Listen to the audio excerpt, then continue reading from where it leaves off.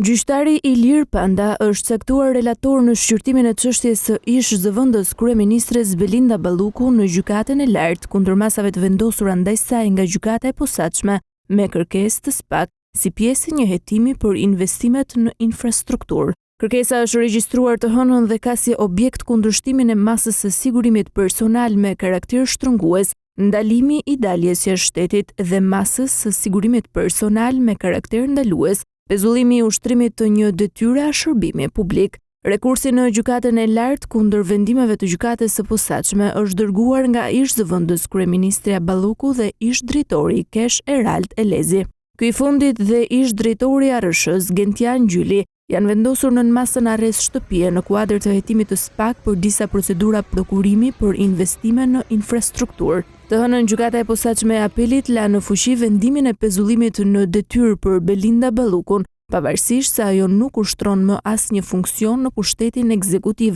pas ndryshimeve në kabinetin qeveritar nga kryeministri Edi Rama. Avokati i ish-ministres tha se seanca nuk duhet të mbahej pasi ka rënë objektivi pas dekretit të presidentit për shkarkimin e Ballukut nga detyra e ministres. Po të hënën Partia Socialiste zyrtarizoi qëndrimin se do t'i thotë jo me votë kërkesës së SPAK për rëntimin e masës së sigurisë për Ballukun, çka mbështetet nga Partia Demokratike. Raportet dhe ndryshimet të PS-s e PD-s për çështjen do të votohen në kuvend të enjten, ditë kur opozita e drejtuar nga Sali Berisha ka paralajmëruar protestë kombëtare në orën 10 para godinës së seancave plenare.